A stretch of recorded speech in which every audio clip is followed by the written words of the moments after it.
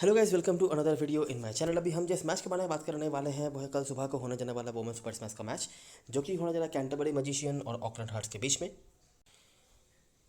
तो ये मैच जो है होने जा रहा है हेगली ओवल क्राइस्टचर्च में, जो कि कैंटरबरी का घर है। इन दोनों टीमों के बीच में बिल्कुल पहले मैच डे में मैच हुआ था, जो कि ऑकलैंड के घर पे ऑब्वियसली हुआ था, और वो मैच ऑकलैंड हारी भी थी, जैसे कि वो उम्मीद रख भी सकते हैं। वापस से यहाँ पे मैच होने जा रहा है। ऑकलैंड ने लास्ट मैच में उनको हारना पड़ा था अगेंस्ट वेलिंगटन, एक टाइट मैच में, एक लो स्कोरिंग मैच में, लेकिन बॉलिंग उनकी काफ़ी टाइट रही थी उस मैच में, लेकिन ऑब्वियसली काफ़ी कम स्कोर बनाया था ऑकलैंड ने विद द बैट, तो इसीलिए वो कुछ खास वहाँ से निकाल नहीं पाए। और कैंटरबरी ने अपने आखिरी मैच में बॉलिंग से डोमिनेट करके ओटागो को हराया था। तो दोनों टीम ही बॉलिंग से तो अच्छा करके आई है, लेकिन बैटिंग बेहतर नहीं हुआ है ऑकलैंड की तरफ से। और जैसा कि आप उम्मीद रख भी सकते हैं, बहुत सारे सीनियर प्लेयर्स के जाने का जो एग्जाम्पल है उनके बैटिंग का, वो अभी पूरी तरीके से दिख रहा है। और स्ट्रॉन्गर टीमों के अगेंस्ट में तो बिल्कुल ही वो चीज़ बहुत क्रिस्टल क्लियर हो जाती है।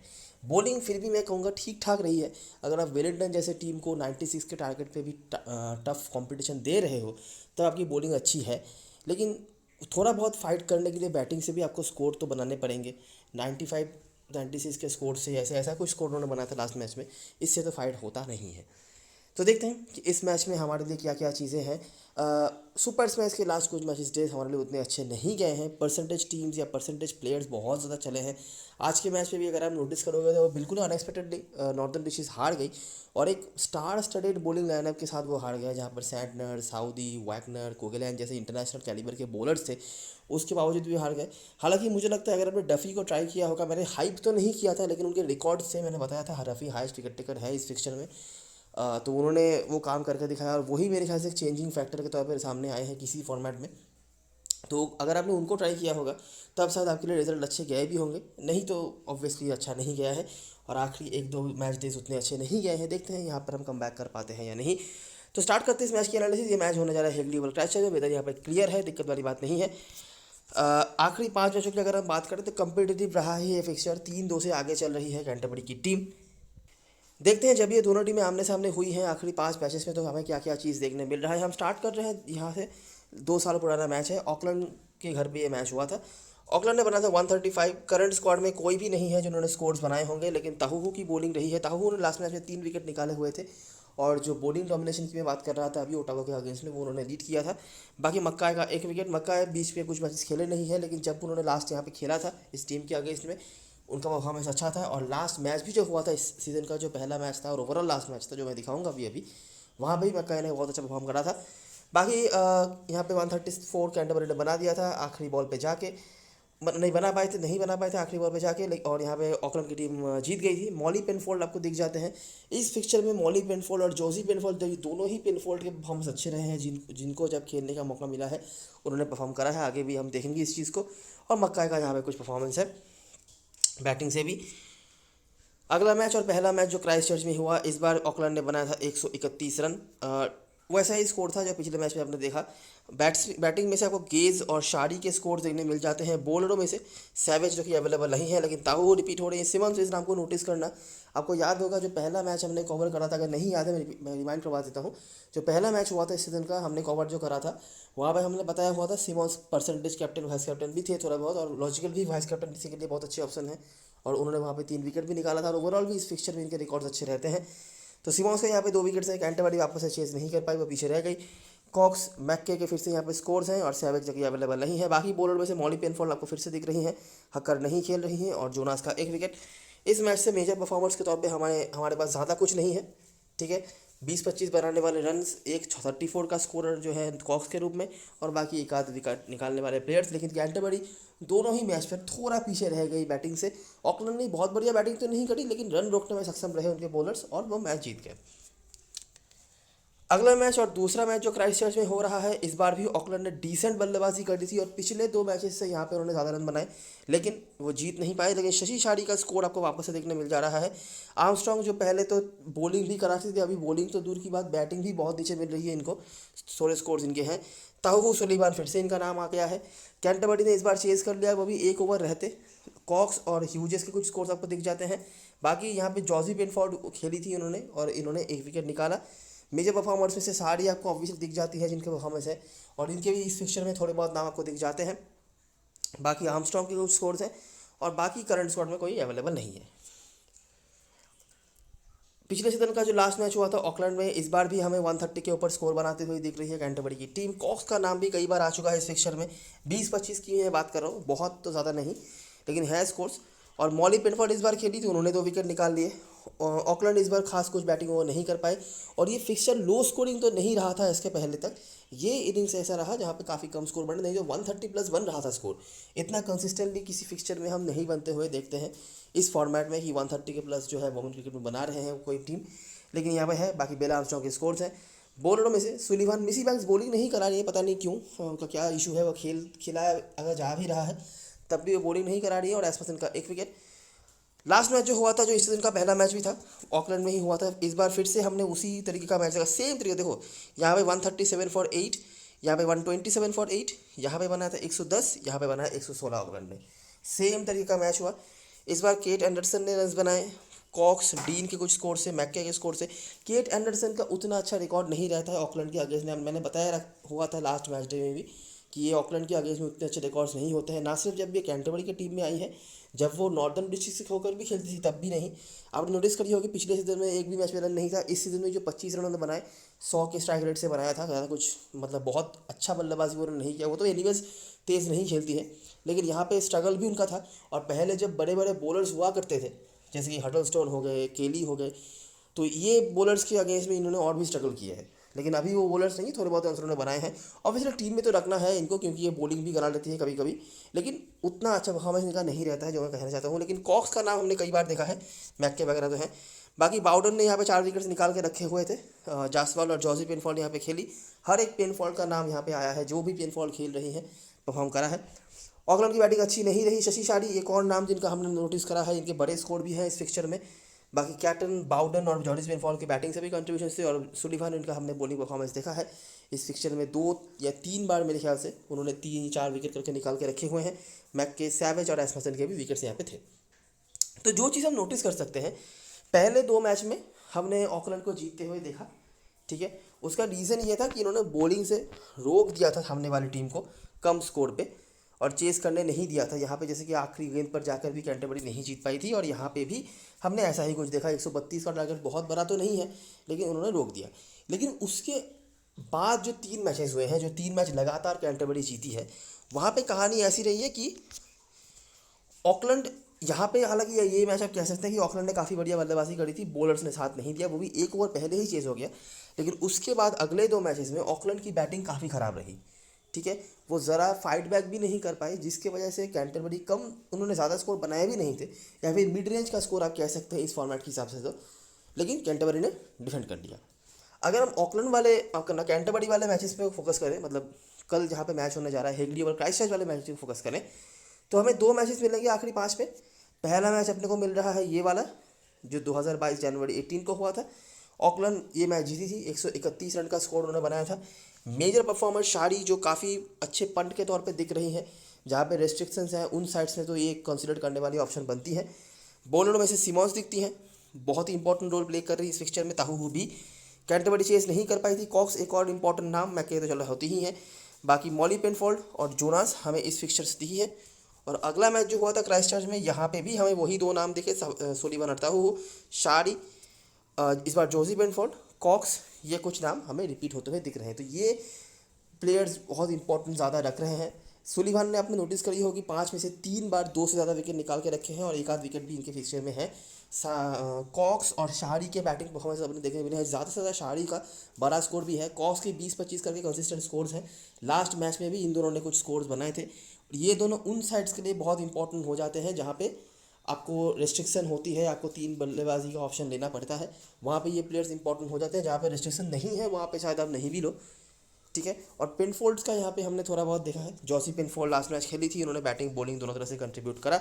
बाउडन ने काफ़ी अच्छा परफॉर्मेंस कर रखा है, स्पेशली ऑकलैंड के ग्राउंड पे तो हमने इनको अच्छा करते हुए देखा है। लास्ट मैच जो उन्होंने खेला था वेलिंगटन के अगेंस्ट में, वहाँ पर उन्होंने काफ़ी प्रॉब्लम में डाल दिया था वेलिंगटन को, एक टाइम पे 2 विकेट निकाला था, और यहाँ पर बैटिंग कॉन्ट्रीब्यूशन भी उनके हैं, ठीक है। तो ये रही सारी चीज़ें जो बताने लायक था हेड टू हेड से। अगर हम समराइजेशन पे आ जाए तो यहाँ पे खास कुछ नहीं है, तो हम डायरेक्टली आ जाते हैं ग्राउंड के बारे में बात करने के लिए। देखते हैं ग्राउंड पे कैसे कैसे मैचेस हो रहे हैं इस सीज़न में। ऑलरेडी इस ग्राउंड पे एक मैच हो चुका है जो कि हम बात कर चुके हैं। तो पहला मैच है नॉर्दर्न डिस्ट्रिक्ट बनाम कैंटरबरी के बीच में। करंट स्क्वाड में आपको एस्मसन दिख जाएंगी, जिन्होंने लास्ट मैच में काफ़ी बढ़िया बॉलिंग कराई थी और मेरे ख्याल से 2 या 3 विकेट निकाल के रखे हुए थे इन्होंने। ताहो का 1 विकेट। एंडरसन का इस ग्राउंड पे भी अच्छा रिकॉर्ड है, मतलब इस ग्राउंड पे भी, मतलब इस ग्राउंड पे अच्छा रिकॉर्ड है। रन्स वो बनाती हैं, तेज़ रन नहीं बनाती कहीं पे भी वो, लेकिन वो रन्स बनाती हैं जो कि आपके लिए मैटर करेगा। तो इसीलिए मैंने पहले ही बोल दिया कि उनको ड्रॉप करने के बारे में सोचना नहीं है। यहाँ पे उनके स्कोर्स आपको दिख जाएंगे इस ग्राउंड पे, काफ़ी कंसिस्टेंटली और काफ़ी बड़े स्कोर्स भी हैं। इस फिक्चर में भले ही उन्होंने स्ट्रगल किया होगा, लेकिन इस ग्राउंड पे अच्छे स्कोर्स हैं, ठीक है। तो यहाँ पे कैंटरबरी ने चेस कर लिया, बॉलिंग भी बढ़िया करी, बैटिंग से भी आराम से चेस कर लिया उन्होंने। अगला मैच कैंटरबरी और सेंट्रल डिस्ट्रिक्ट के बीच में हुआ। एंडरसन का विशाल स्कोर आपको देखने मिलता है 92 का। बॉलरों में से सुलिवान, एस्मसन, वापस से एंडरसन ने यहाँ पे एक विकेट भी निकाला था। मिसी बैंक्स जनरली रेगुलरली बॉलिंग नहीं कराती हैं, नहीं तो पिछले सीजन में बहुत धमाकेदार परफॉर्मेंस इनका था, लेकिन अभी पता नहीं क्या हो गया इनको। तो यहाँ पे फिर से कैंटरबरी ने जीत हासिल कर लिया। अगला मैच कैंटरबरी बनाम ओटावा के बीच में हुआ, लेकिन एंडरसन कंसिस्टेंटली स्टैंड आउट कर रही हैं और नॉट आउट भी रह रही हैं, तो इनके एवरेज अगर आप गिनने जाओगे तो न जाने कहाँ पे पहुँच जाएगा। सुलिवान रिपीट हो रही है, सुलिवान तो पहले भी थी हेड टू हेड में, यहाँ पे भी आ रही हैं, लेकिन ये मैच हारना पड़ा ओटावा के अगेंस्ट में। पिछले सीजन का फाइनल जो हुआ था, कैंटरबरी ने यहाँ पे बनाया था 145 रन, और फिर से आपको एंडरसन के बड़े स्कोर देखने मिल जाते हैं 95 का। सुलिवान का रिपीट आपको परफॉर्मेंस होता हुआ दिखता है, तो ये कॉन्सिस्टेंटली ये दोनों का परफॉर्मेंस चल रहा है। एनीवेज परसेंटेज प्लेयर तो हैं। एंडरसन का हेड टू हेड में थोड़ा कम हुआ होगा, और हमने जो पिछले सीजन का जो मैच देखा था इस ग्राउंड पे इन दोनों टीमों के बीच में, जो कि था ये वाला मैच, वहाँ पे हमने एंडरसन को चलते हुए भी नहीं देखा था, लेकिन उसके अलावा बाकी लगभग हर मैच पे ही उन्होंने रन बनाए हैं और बड़े बड़े स्कोर्स हैं। मतलब ऐसा भी नहीं कि 20-30 के स्कोर बन रहे होंगे, नॉट आउट भी रहे हैं, बड़े स्कोर भी बनाए हैं, 2 बार 90 प्लस भी बनाए हैं, 70 प्लस के स्कोर भी हैं, तो बहुत बड़ी बात होती है। और इस सीजन में जो एक मैच हुआ था, जो इस सीजन का पहला मैच था इस ग्राउंड पे, इस बार भी एंडरसन ने अच्छे स्टार्ट्स लिए थे, वो फिनिश नहीं कर पाई थी, और ये मेरे ख्याल से लोएस्ट स्कोर है आखिरी 5 में अगर आप गिनने जाओगे तो। बाकी मैक्के और इजी शार्प ने यहाँ पे अच्छा परफॉर्मेंस करा था, कीपिंग सेक्शन में रहती हैं जनरली, तो अच्छी ऑप्शन ये भी है। बाकी बॉलरों में से आपको सुलिवान तो चलो दिखी ही हैं, एस्मसन के परफॉर्मेंस भी हैं, मैक्के और फातिमा साना जो इस सीज़न में पहली बार खेल रही हैं, इनके परफॉर्मेंसेज हैं। तो ये एक मैच जो वो ओटागो के अगेंस्ट में हारे थे, इसके अलावा कैंटरबरी के परफॉर्मेंस अच्छे रहे हैं इस ग्राउंड पे, और ओवरऑल भी वो मैचेस में अच्छा कर रहे हैं। बैटिंग से एक प्लेयर का नाम बहुत कंसिस्टेंटली आया है, एंडरसन। हेड टू हेड में उनके रिकॉर्ड अच्छे नहीं भी होंगे, लेकिन ओवरऑल इस ग्राउंड पे बहुत बढ़िया कर रही हैं वो। बाकी मैक्के वगैरह भी रही हैं, मैक्के पिछले सीजन में नहीं खेली थी तो इसीलिए उनका नाम नहीं है, लेकिन जब वो खेली हैं तो मैंने बताया हेड टू हेड में भी उनके अच्छे रिकॉर्ड्स हैं। ग्राउंड पे भी आप नोटिस कर सकते हो 20 रन और 1 विकेट लास्ट मैच में। सुलिवान एक और बहुत कॉन्सिस्टेंट नाम है, और इसीलिए मैंने पहले ही बताया कि एक बहुत अच्छी कैप्टन वाइस कैप्टन ऑप्शन वो बन सकती हैं। हेड टू हेड में भी बढ़िया है, ग्राउंड पे भी कंसिस्टेंट विकेट्स में वो रहती हैं। एस्मसन का एक नाम हमें देखने मिला है, इन्होंने भी कुछ परफॉर्मेंसेस कंसिस्टेंटली करके रखे हुए हैं इस ग्राउंड पे, ठीक है। तो ये रही चीज़ें जो बताने लायक थी ग्राउंड से, हेड टू हेड की चीज़ें हमने पहले डिस्कस कर ली है। आई होप आपने सब कुछ सही से समझ लिया होगा। अभी हम बात करते हैं प्लेइंग 11 के बारे में। मेजर चेंजेस की कुछ उम्मीद मुझे नहीं है दोनों टीमों की तरफ से। ऑकलैंड की तरफ से ब्राउनिंग और शारी ओपनिंग कर रही हैं, उसके बाद Maddy Green, Izzy Gaze, Caton, Bowden, Bella Armstrong आ रही हैं नंबर 7 पे, उसके बाद दोनों पेनफोल्ड, इलिंग और फ्रैंक जोनस। इनमें से जो प्लेयर्स आपके लिए बहुत इंपॉर्टेंट हो सकती हैं, एना ब्राउनिंग के साथ लोग जा रहे हैं, जहाँ पे रेस्ट्रिक्शंस हैं वहाँ पे इनको लेने में दिक्कत हो सकती है ऑलराउंडर सेक्शन से, क्योंकि बहुत हाइप करने वाली कोई परफॉर्मेंस उन्होंने करी नहीं। मेरे ख्याल से एक भी विकेट उन्होंने नहीं निकाला है, बॉलिंग भले मिल रही है और ओपनिंग आ रही है, लेकिन उसका फ़ायदा भी कुछ खास उन्होंने निकाला नहीं है। शशि शारी एक अच्छी ऑप्शन है जहाँ पे रेस्ट्रिक्शंस हैं, मैं बार बार बोल रहा हूँ, जहाँ पे रेस्ट्रिक्शंस है और आप ब्राउनिंग को अगर नहीं ले पा रहे हो तो शशि शारी को तो ले ही सकते हो। मैडिग्रीन उसके बाद है, लास्ट मैच इन्होंने कुछ स्कोर बनाए हैं, कुछ खास इनका रिकॉर्ड नहीं है। जब वो विलिंगटन के होकर भी खेलती होंगी तब भी बहुत खास उनके कुछ रिकॉर्ड्स नहीं रहे हैं, लेकिन देखा जा सकता है बड़ी प्लेयर हैं ये। बॉलिंग तो चलो नहीं कराती हैं अभी, लेकिन एक्सपीरियंस सबसे ज़्यादा है और लास्ट मैच उन्होंने भी स्कोर बनाया था, तो बिल्कुल देखा जा सकता है इनकी तरफ। इसी के इस कीपिंग सेक्शन में उसके बाद प्रो कैटन, बाउडन बैटिंग सेक्शन में अगर लिस्टेड हैं तो फिर से इनको लेना पड़ेगा, क्योंकि बैटिंग सेक्शन में ईजीएस्ट पॉइंट स्कोरर यही होंगी, क्योंकि ये प्रॉपर बॉलिंग कराती हैं और लास्ट हेड टू हेड में परफॉर्मेंस भी इनका है। बेला आर्मस्ट्रॉन्ग के कुछ परफॉर्मेंसेज हैं, लेकिन मुझे नहीं लगता कि आप इनको कहीं से भी मैनेज कर पाओगे अपनी टीम में। इसके बाद जॉजी पेनफॉल्ड, मॉली पेनफॉल्ड दोनों ही इंपॉर्टेंट हैं, दोनों के ही परफॉर्मेंसेज हैं जब भी जिनको खेलने का मौका मिला है। पॉसिबल हो तो दोनों को लेकर चलना, नहीं तो कम से कम जॉजी पेनफॉल्ड आपकी टीम में है ही ऑलराउंडर सेशन से। और उसके बाद ब्री इनिंग, लास्ट मैच बढ़िया बॉलिंग कराई थी इन्होंने, अगर आपने नोटिस नहीं किया, अगर जो लोग सिर्फ पॉइंट्स देखते हैं या स्कोर बोर्ड देखते हैं उनको समझ नहीं आएगा, लेकिन ब्री इनिंग ने बहुत बढ़िया बॉलिंग कराई थी, और जो प्रेशर बनाया था ऑकलैंड ने विलिंगटन की बैटिंग के ऊपर, उसके पीछे ब्री इनिंग का बहुत इंपॉर्टेंट रोल था। 4 ओवर में सिर्फ मेरे ख्याल से 3 या 3.5 की इकोनॉमी से उन्होंने रन दिया और एक मिडन भी निकाला था उन्होंने। तो विकेट भले ना मिला हो लेकिन उन्होंने बहुत बढ़िया बॉलिंग कराई थी। बिल्कुल देखने लायक एक ऑप्शन है, विकेट और मिल जाए इनको तो ये बहुत इंपॉर्टेंट रोल प्ले कर सकती हैं। बाकी तो अगर स्पेस का इशू हो तो आप नहीं भी ले पाओ, लेकिन जहाँ पे आप ऐसी टीम बना रहे हो जहाँ पे ऑकलैंड के सपोर्ट में आप देख रहे हो, याद रखना ऑकलैंड के सपोर्ट में देखने का मतलब यही होता है कि आप ऑकलैंड की बॉलिंग को सपोर्ट कर रहे हो, क्योंकि बैटिंग से उनका स्ट्रेंथ ज़्यादा नहीं है। यहाँ से जो प्लेयर्स हमारे टीम में ज़रूर रहेंगे, जॉसी पेनफोल्ड रहेंगे। कोशिश करना मॉली पेनफोल्ड को लेकर चलने की अगर स्पेस मिले तो, नहीं तो फ्रैंक जोनास का परसेंटेज ज़्यादा होगा तो इन दोनों में से किसी एक को ले लेना।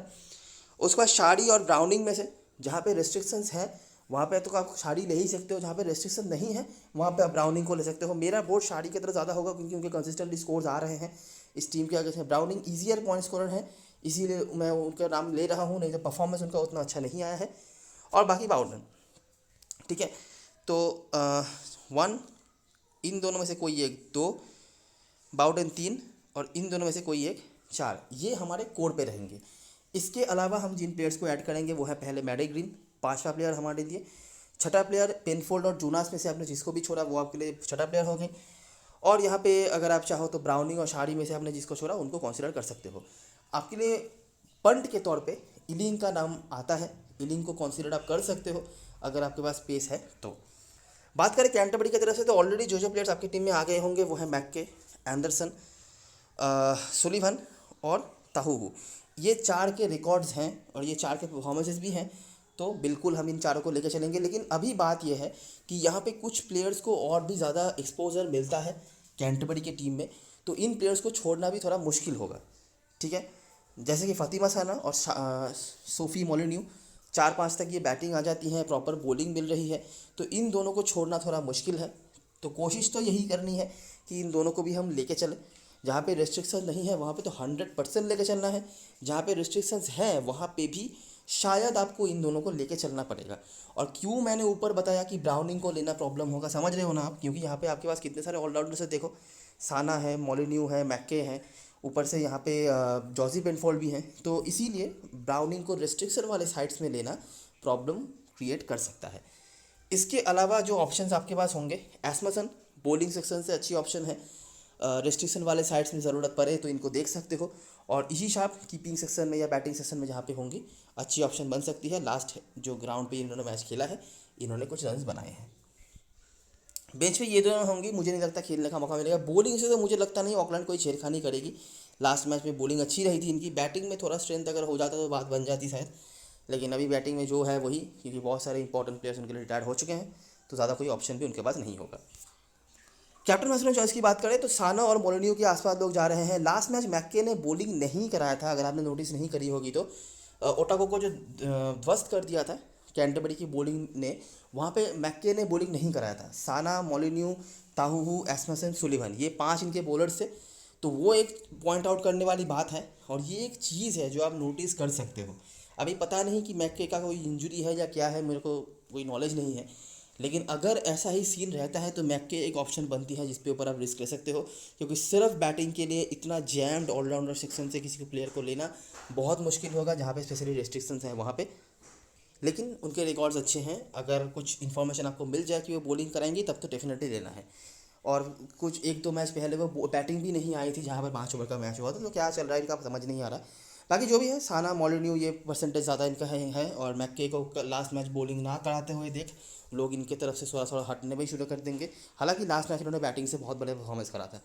उसके बाद ताहू और मैक्के और एस्मसन, सुलिवन बहुत ही यूनिक एक कैप्टन वाइस कैप्टन ऑप्शन बन सकती हैं आपके लिए अगर आप ट्राई करना चाहो तो। ऑकलैंड की तरफ से बाउडन और ग्रीन, इन दोनों के परसेंटेज ज़्यादा होंगे, इन दोनों ने लास्ट मैच अच्छा परफॉर्मेंस करा था। उसके बाद दोनों पेनफोल्ड ही इंपॉर्टेंट है, लेकिन जॉसी पेनफोल्ड का परसेंटेज ज़्यादा है। एना ब्राउनिंग क्योंकि ओपनिंग कर रही है इसीलिए, बाकी परफॉर्मेंस इनका कुछ खास नहीं है। शारी बैटिंग से रीज़न आपको समझ में आ गया होगा, और जोनास और मॉली पेनफोल्ड में से किसी एक को वो मैंने पहले ही बता दिया है। अच्छा, अभी के लिए मैंने इन 8 प्लेयर्स को ले रखा है। मैं बता दूं, बाउडन को आप ऑलराउंडर की तरह ही कंसिडर करना, इनको बैटिंग ऑप्शन की तरह कंसिडर ना ही करो तो बेहतर, क्योंकि ये बॉलिंग प्रॉपर कराती हैं। अभी जो ऑप्शंस हैं कीपर सेक्शन में इजी गेस और शार्प में से किसी एक को लेना, मेरा कोई खास प्रेफरेंस नहीं होगा। दोनों ही 4-5 तक बैटिंग आ जाती हैं। इजी गेस थोड़ा ऊपर आएंगी शायद, क्योंकि अभी ऑलराउंडर्स जो आते हैं कैंटरबरी के वो ऊपर आते हैं, तो वो आप देख लेना। मेरा किसी पे कोई खास प्रेफरेंस नहीं होगा, वो आप हिसाब से देख लेना। बैटिंग सेक्शन से मैंने इन तीनों को रखा है। एंडरसन बैटिंग रिकॉर्ड धमाकेदार है ग्राउंड में, हेड टू हेड में थोड़ा कम है लेकिन लेना पड़ेगा। बाउडन बॉलिंग करा रही है तो सवाल पैदा ही नहीं होता। और शारी को मैंने लिया है, समझ सकते हो आप क्यों। मैडी ग्रीन उतना अच्छा रिकॉर्ड नहीं है लेकिन मैं फिर भी सजेस्ट करूंगा कि मैडी ग्रीन को लेके चलो। मैडी ग्रीन को लेने का मतलब ये नहीं है कि आपका टीम का बैलेंस खराब हो जाएगा, क्योंकि ऑलरेडी आप बाउडन को ले रहे हो जो कि ऑलराउंडर में काउंट होती है, ठीक है। तो वो है, वो आप देख सकते हो। ऑलराउंडर में मैंने इन तीनों को रखा है। अभी मैक्के का क्या सीन है मेरे को समझ नहीं आ रहा। जहाँ पे रिस्ट्रिक्शंस नहीं है वहाँ पे आप मैक्के और मैडी ग्रीन दोनों को ले सकते हो, लेकिन जहाँ पे रिस्ट्रिक्शंस है वहाँ पे अगर आप मैक्के को ले लोगे तो बैटिंग में ये तीन आपको लेना पड़ेगा। ये तीन मतलब तीन लेना पड़ेगा किसी तीन को। तो मैंने शारी का रिस्क लिया है, वहाँ पर आप शारी का रिस्क ना लो और परसेंटेज देख के मैडी ग्रीन को ले लो। तो वो थोड़ा कैलकुलेशन आपको करना पड़ेगा कि आप किसको लोगे किसको नहीं। बॉलिंग सेक्शन से बात करूँ तो ये दोनों तो मेरे टीम में होंगे और सुलीवान बहुत इंपॉर्टेंट है मेरे लिए, कैप्टन मैच मटेरियल भी है। इसके अलावा तीसरा बॉलर मॉली पेनफोर्ड, अच्छे रिकॉर्ड्स हैं इनके, इन्होंने जब भी खेला है अच्छा करा है। इसके अलावा एस्मसन इस ग्राउंड पे कंसिस्टेंट विकेट्स में रहती हैं, देखा जा सकता है इनको भी।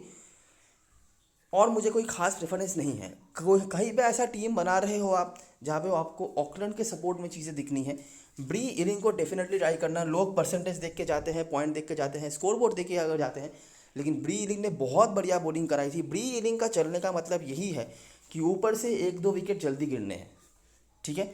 तो वो कैलकुलेशन करना है आपको, तो वहाँ पे अगर आप चाहो तो देख सकते हो।